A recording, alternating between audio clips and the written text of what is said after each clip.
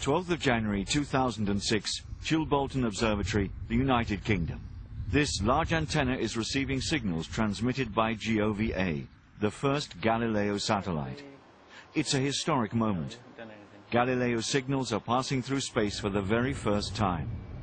Galileo is now becoming a reality, and the European Space Agency has begun the construction of a civil system with a global purpose. But Galileo must proceed in stages. First, the new technology must be tested. This is the aim of the current phase. With GOVA, for example, accurate atomic clocks and an innovative signal generator are being put through their paces. It's possible to calibrate not only the signals emitted in orbit, but also the instruments responsible for receiving them on the ground. In fact, to test out the entire system. After this essential testing phase will come the real transition from theory to practice with the launch of 4 satellites. The basic formation underlying satellite navigation.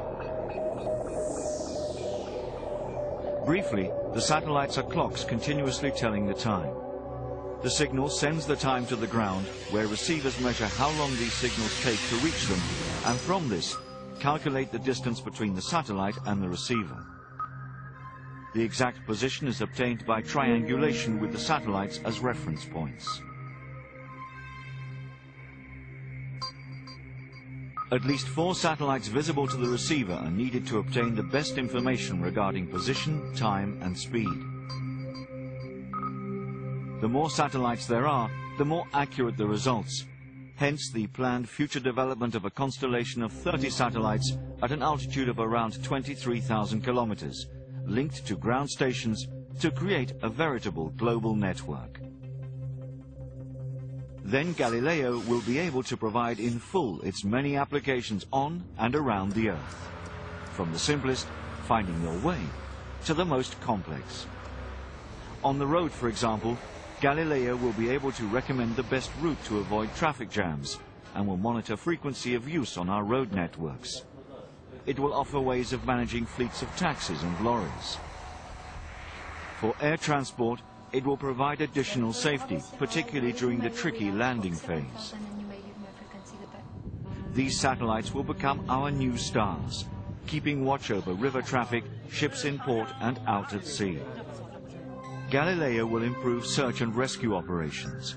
An injured person will be able to send a distress signal giving his precise position.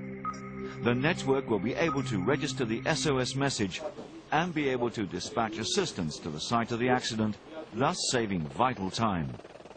Countless uses in our working lives will be developed from this space technology. A vast range of applications in every area imaginable. Applications that will revolutionize our daily lives. This joint initiative of the European Commission and the European Space Agency will equip Europe with a system capable of providing guidance and assistance no matter where. And the advantage of Galileo is that it's a civil system, thus guaranteeing continuity of access and signal quality, unlike the American GPS system, which is under military control. Nevertheless, Galileo and GPS will be compatible and interoperable, increasing the reliability of both systems and making their use safer. While waiting for Galileo to become fully operational, Europe already has a positioning system in place, EGNOS.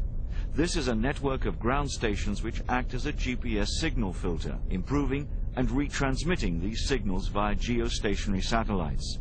It's accurate to within 2 meters, compared with the 15 to 20 meters offered by the current GPS system. EGNOS is accessible to all. Originally designed to improve air traffic safety, it is now preparing the way for Galileo. These are the foundations of satellite navigation in Europe.